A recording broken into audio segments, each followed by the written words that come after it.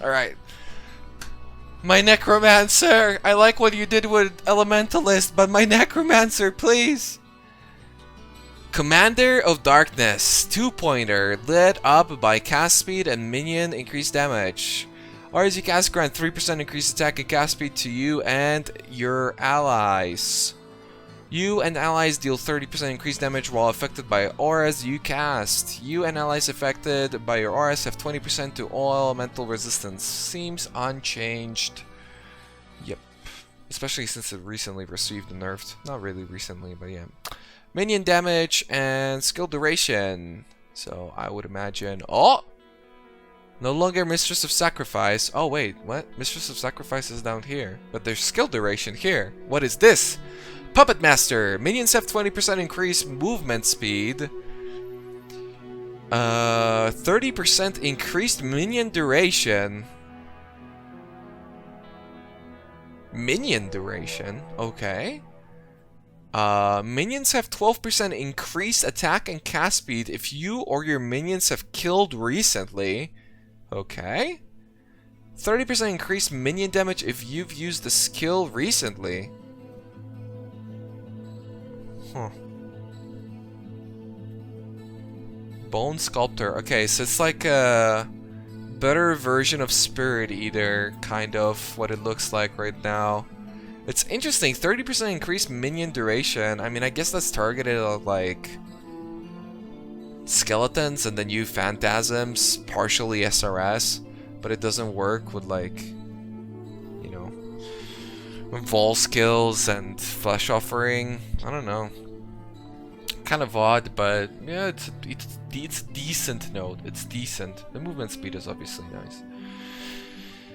Skill duration, minion damage, Mistress of Sacrifice. Uh-oh, I see some percentages. Uh-oh. 20% increased skill effect duration. Your offering skills also affect you. Your offering skills have 50% reduced effect on you. Haha! They did exactly what I said they're gonna do. Lol. 40% increased damage if you have consumed a corpse recently. Full percent increased attack and cast speed for each corpse consumed recently. Okay, so they basically split Spirit Eater amongst these two things, and I was exactly right about what they're going to do with Mistress of Sacrifice, which is your offering skills have 50% reduced effect on you. That totally makes sense. I mean, I'm a genius. What can you know? What did you think is gonna happen?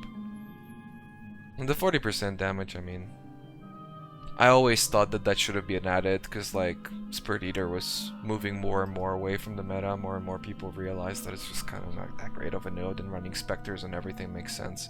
Let's see if we're actually. I wanna spoil myself. I wanna see if I was right about the specters too. Nope.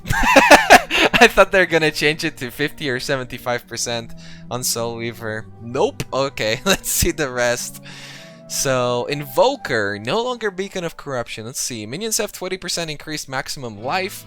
Minions deal 20% increased damage. Minions regenerate 2% life per second.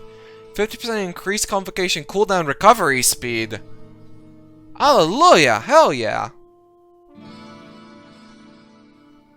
I don't like the position of this at all, considering there's 3 nodes that it branches out into.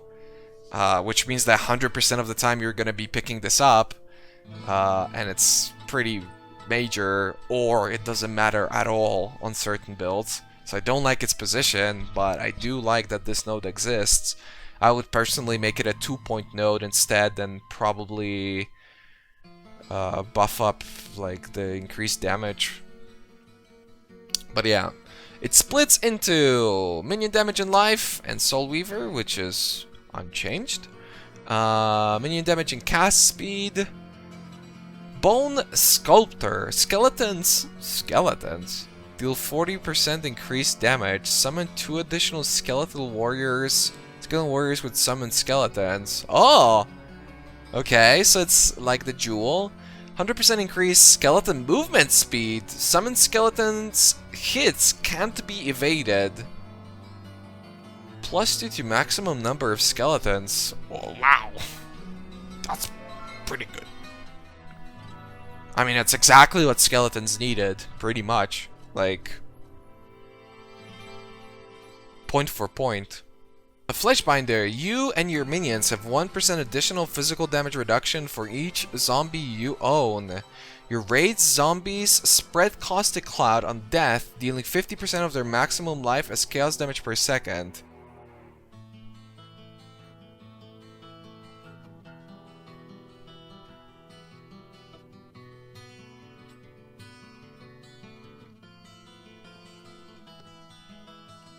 Okay. 50%? That's a lot. That's like so much. That's really a lot. Okay. Raiz Zombies Slap attack has 100% increased area of effect. Damn! Raiz Zombies Slap attack has 100% increased cooldown recovery speed. Damn! +2 to maximum number of zombies. Okay.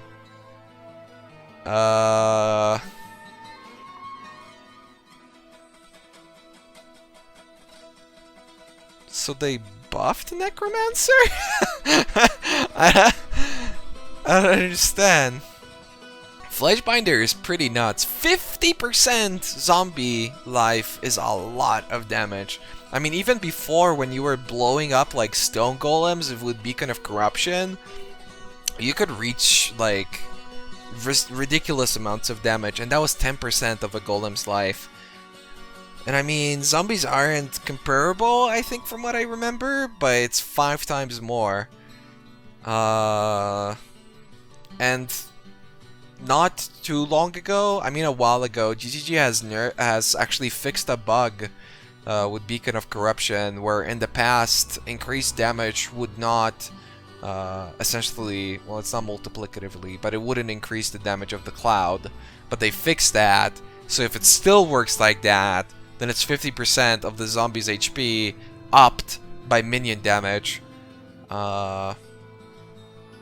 It's pretty nuts. You know, HP and damage is what you scale on zombies regardless, like by default, right? Like you don't add supports, but whatever you're playing, if you still continue to play with Soul Weaver, yeah, it's pretty useful. But at that point, you do have to sacrifice something. I mean, Mistress of Sacrifice probably won't be picked up nearly as much as it used to be. Especially for, like, you know, Spectre zombie builds. You'd still probably just take Commander of Darkness and just have more, better controlled Spectres. What does this mean for SRS, though? I mean, Puppet Master is clearly targeted as, like, the SRS thing. So I guess you would take... I mean, even if you're playing SRS, you'd still be taking Soul Weaver, so... I don't know. I guess you won't fucks with that Fleshbinder, but it's just so much free single target, it would be hard not to. But still, the changes are cool. Necromancer's still powerful. What do you know? I'm cool with that. Fleshbinder might be a little bit scary though. Alright. Outmatch and Outlast, my dudes. 25% chance to gain a Frenzy Charge on kill with main hand. 25% chance to gain Endurance Charge on kill with offhand. 10% more physical damage while at maximum Frenzy Charges. 10% reduced physical damage taken while at maximum Endurance Charges. This is unchanged, I think. Yeah, seems unchanged. Blood in the Eye. Attacks have 25% chance to cause bleeding. Attacks main on hit. Maim? Means maim? Maim on hit against bleeding enemies. 10% chance to blind with hits against bleeding enemies. Enemies maimed by you take 10% increased physical damage. So they 20%?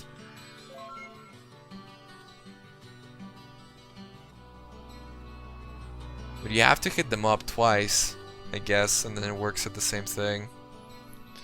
Interesting.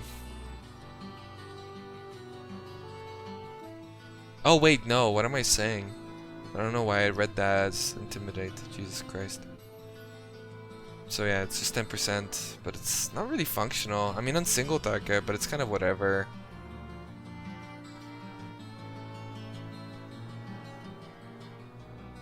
I mean, the blind is nice. Oh, I don't know. They don't have the... This had the explosion immediately, so I guess they moved it down here. Attacks have 25% chance to cause bleeding, 30% increased damage with hits and ailments against bleeding enemies. Bleeding enemies you kill explode, dealing 10% of their maximum life as physical damage, 25% more damage with bleeding. What? Well, that kind of came out of nowhere. So they basically moved it here and replaced the 6% with 25% chance to 25% more damage with bleeding. Okay, yeah, sure. I mean, I'm alright with this. I mean, it's not really substantial. It still accomplishes the same stuff it did before. The 25% more damage with bleeding, it's kind of annoying because you're locked with bleeds into Gladiator no matter what now. Because like Slayer just can't keep up with that. Fuck no. Pain Forge. So these nodes I don't care for blocks, so this is gonna be a lot of reading the other stuff. 8% additional block chance if you were damaged by a hit recently. 40% increased damage if you've taken no damage from hits recently. Cannot be stunned by hits you block. Your counterattacks deal double damage. Attacks that trigger when you are hit are counterattacks.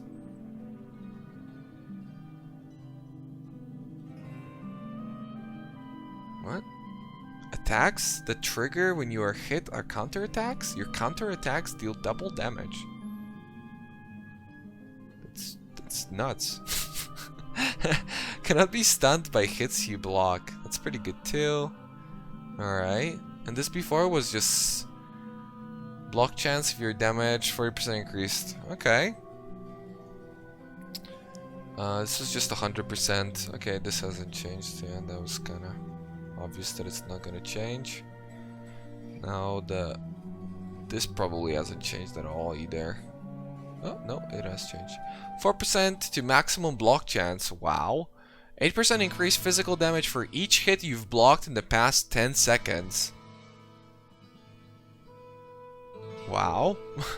80% increased physical damage if you've blocked a hit from a unique enemy in the past 10 seconds. Wow.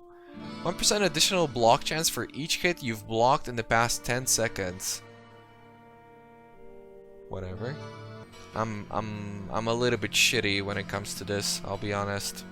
You guys are probably better judges than me when it comes to the Gladiator changes. I mean, maximum block is pretty nuts. I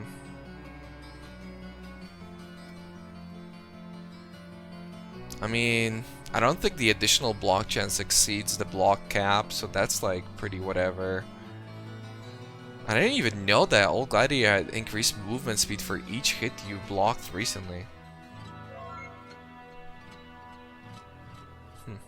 Interesting. Actually, in the past, you would just pick up this, right? And you'd have the explosions. Now you have to go all the way over here. So getting block on top of everything is... Yeah, you gotta make an actual choice between these. I mean, basically, you're now going to play Gladiator the way I always played Gladiator, which was boom, boom, I don't give a fuck about block. But that's kind of not how the way you're supposed to be playing Gladiator. I never saw Gladiator as that, but that's just kind of how I always played it. You can play block evasion, blind, spell dodge, Gladiator all in one and never get hit.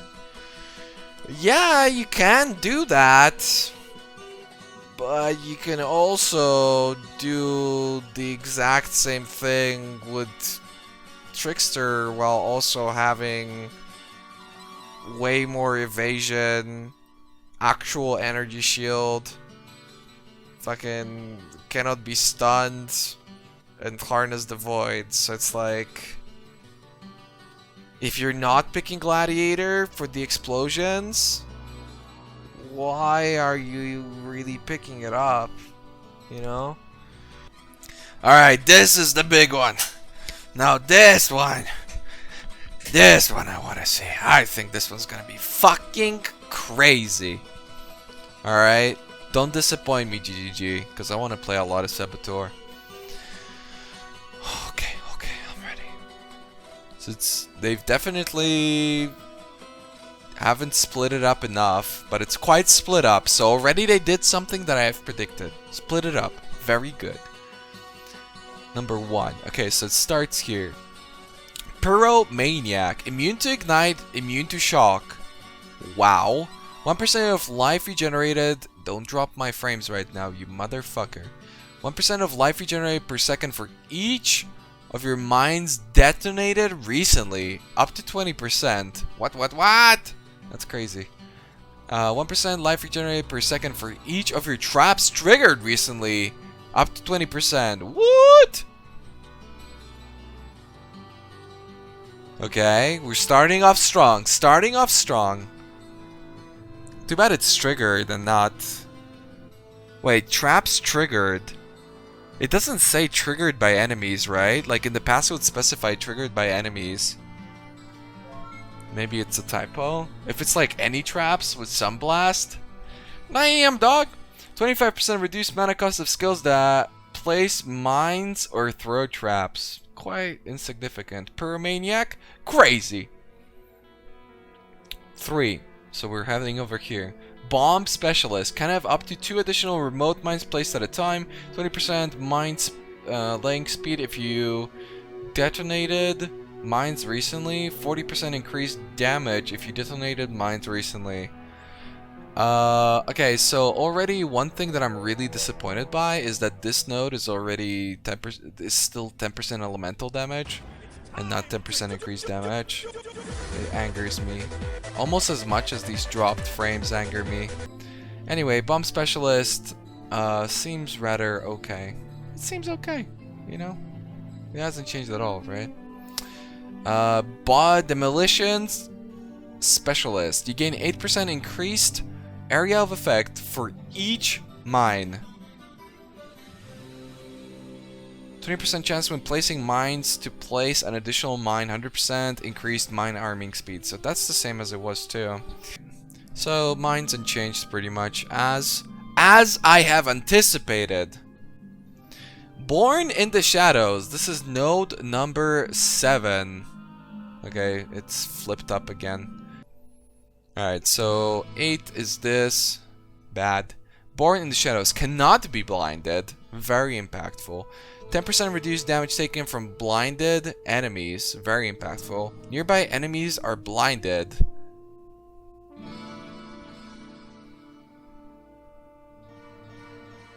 That's pretty fucking good.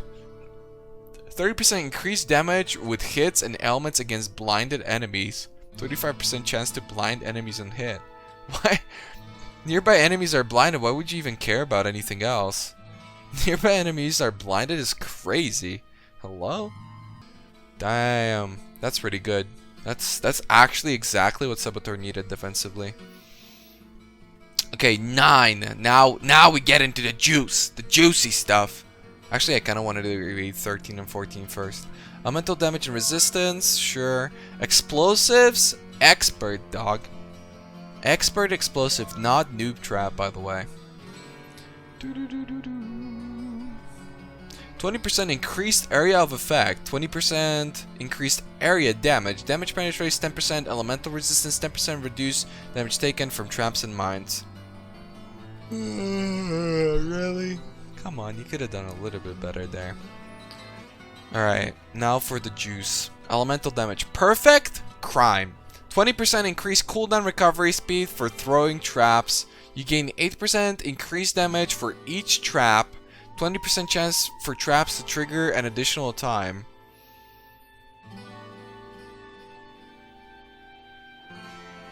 %20 increased cooldown recovery speed for throwing traps. Is this like a stacking effect? I don't understand.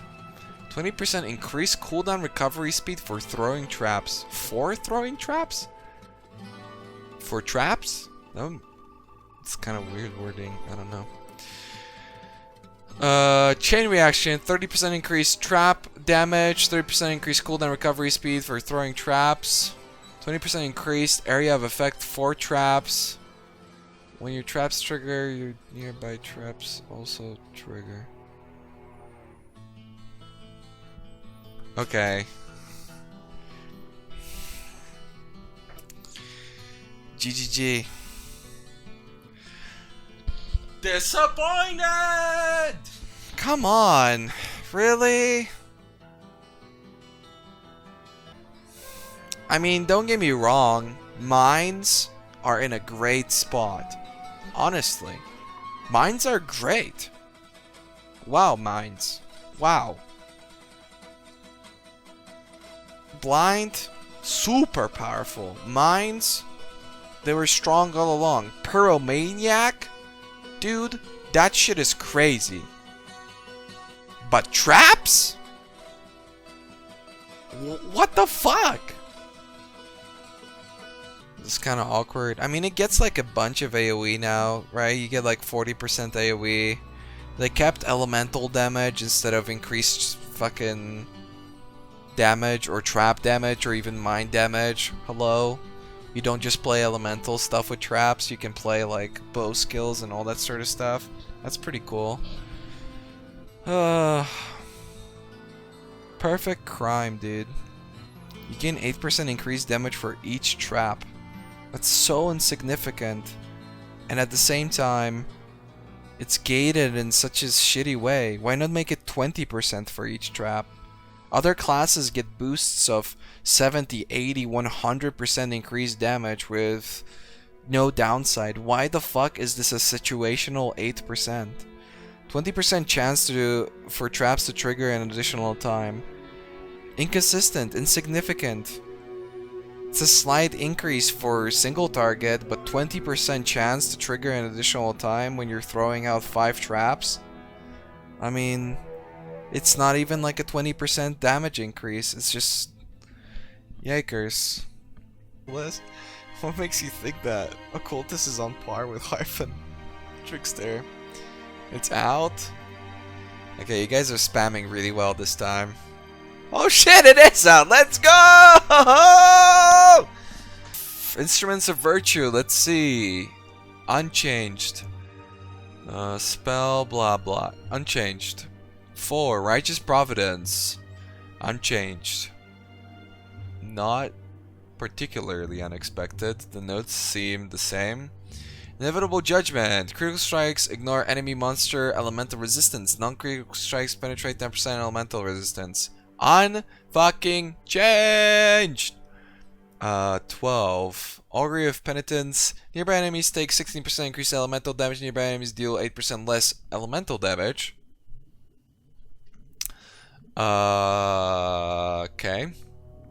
Sanctify. 30% chance to create Consecrated Ground when hit, lasting 8 seconds. Consecrated Ground you create grants 40% increased damage. 10% chance to create Consecrated Ground when you hit a rare or unique enemy. Was that there before? The rare or unique enemy? I don't think so. Right? Yeah. That wasn't there. That's cool. 10%, 30% chance to create Consecrated Ground on kill, lasting 8 seconds. Pious Path. 6% of maximum mana per second on consecrated. 25% attack. Immune to elemental ailments while on consecrated ground. So that's new. Okay, so yeah. Pretty much they didn't do anything with it. Which was pretty much what I was anticipating. But finally, we can make a judgment on a lot of the other classes in perspective to this. And my judgment is... they will be buffing damage over time effects. To sleep. I mean, again, this is a bigger deal than I think a lot of people, like most people were expecting either a slight nerf, a slight buff to this, which is pretty much what happened, or keeping it the exact same. Knowing that Inquisitor is the exact same gives us perspective to all the other classes, and that says a lot, because that's basically us knowing now where they want to keep the power level and how we can judge the changes ongoing and how we can judge the changes that they've made to other classes. And so knowing how Inquisitor is going to look like was definitely one of the things that influenced my opinion about classes a lot. And I can openly tell you that, yeah, pretty much everything that I said before was under the judgment that Inquisitor won't be much changed, in which case, yeah, I stand by all my previous opinions. I thought they're gonna wait at least one more league until they buff damage over time, but I think they're gonna do it this league, in which case, I think everything makes total sense. And yeah, Elementalist makes sense. Okay, Deadeye doesn't quite make sense, but that's like the only class. Slayer makes sense, Occultist makes sense, Trickster makes sense. Potentially Necromancer makes more sense with like the zombies and stuff like that. Gladiator makes a lot more sense. Chieftain nerfs already make a lot more sense. Keeping Pathfinder the way it is makes a lot more sense. Hierophant being as powerful as it is with totems makes a lot more sense. Saboteur, which is not here. Saboteur makes a lot more sense because obviously mines don't benefit nearly as much as traps do for damage over time effects. It makes sense, I think, honestly. A few specific balance changes in 3.2. Zana doesn't have Breach this league. What a big surprise. Wow. Raiz was right all along. Monster rarity damage modifiers.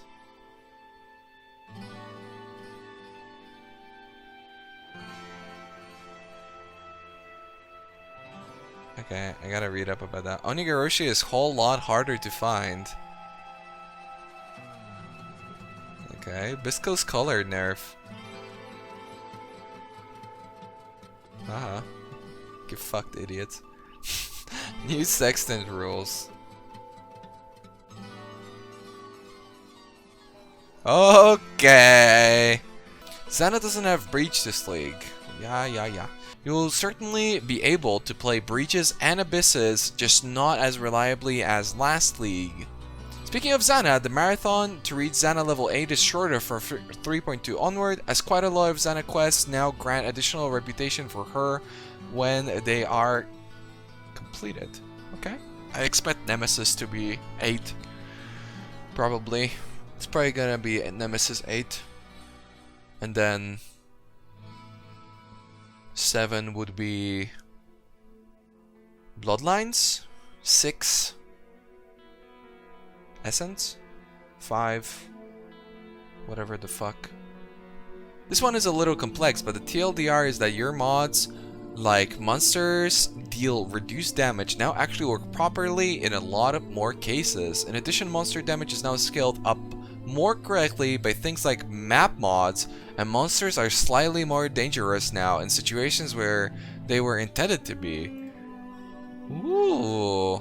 The full explanation. In Path of Exile, there are many things related to the rarity of monsters, magic, rare, unique, that increase the damage of those monsters. For example, a map mod might increase a boss's damage. In addition, the rarity of a monster itself adds an intentional bonus to its damage, which is why rare monsters do more damage than magic, and unique monsters do more damage than rare. There's rare monsters in this game? I've never seen one. I thought there were only white mobs and the occasional blue pack that drops just more stuff, but I never thought that they actually deal more damage and have more HP. We're happy to embrace making a game a little harder when fighting bosses, especially because of the continued power creep over time. Wow! Well, you know what? I take everything back. I'm such a condescending fuck. Honestly, what a not wholehearted, a wholesome post. This was a very wholesome post. I like it. I don't know if this is going to be particularly impactful, like they mentioned themselves, but this was really wholesome. Little thumbs. I like it. Onigoroshi is a whole lot harder to find. Wow. I wanna have fun with 3.2 Uber hillock farming when you do find him. Oh shit! No more melee characters, dudes. I don't know, more RNG, is that good? I wish they clarified how much earlier it can spawn. Like, can you get it at level 1? Like, if you do get it at level 1, are you even able to kill the guy? Like, is it gonna take you 10 hours to kill him? If he's like super pimped out now? Interesting. I don't know. Wish a little bit more info was there. Bisco's collar nerf. The increased quantity of items from slain normal enemies has been reduced from 50 to 100 down to 35 to 50. This sounds like a huge nerf, but with the way that diminishing returns work for item quantity, it's not as bad as it sounds. Even after this change, Bisco's collar is still best magic find amulet if you're taking advantage of its normal monster condition properly. For example, using sextants to add breaches or abysses, this amulet is still comparable to the aesthetic for regular gameplay, even when you're not taking advantage of it properly. Okay. Yeah, cool. I don't know. I think it's an overrated item anyway. Wink, wink, wink. New sextant rules. Unzip. The base maximum is 1, but the limit is increased by completing bonus objectives and Zana quests. Zana quests?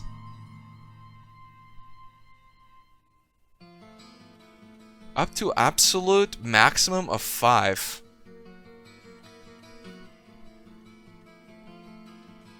Adding sextants above this limit removes the oldest one. Existing atlases will keep their sextants, though applying new sextants will still remove the oldest one. By stacking sextants correctly, rolling the right mods on the map, and applying the right Zana mod, some players were able to receive 30 times the item yield of the equivalent white map, and that was solo. While a handful of players are going to be disappointed that they can't make insane wealth anymore, everyone else will be on a much fairer playing field this league. Jesus Christ, who has Cute Dog's phone number? Dear Lord, put him on suicide watch. This is just not... Whew. All jokes aside, I don't like it. I know I've been asking for like sextant changes forever. It's just that as much as people see me as like the guy who always want nerfs and remove power creep and Project QT and all that sort of shit, I feel like there were so many better ways. Like, the community has discussed this so much that there are so many better ways. I point you guys to the second to last Bay class, especially the last 30 minutes, that there are so many better solutions to this issue than limiting people's fun in a way. Because this is something like using so many sextants is something you eventually grow into naturally, and I understand that it was too rewarding and there were ways to decrease it, but at this point it's like 4 sextant blocks is, I wouldn't say almost useless, but it's just so not impactful that it's kind of tough. It's a tough one. And so, even though I like the change, for me personally, I kind of perceive it as a... It's not even like a band-aid, right? That you put over a wound. It's kind of more like a band-aid that's been out of the package for like 2 weeks that you put on a wound, right? So yeah, I personally like this. I think it's great for me. But I think they could have went about it in different ways, and I have a feeling that this is like a temporary solution for just trying to fix this for now, and they will be going into more detail because sextants are cool and they can stay, even though again I'm a person who's kind of always spoken against them. But this just like makes it quite useless.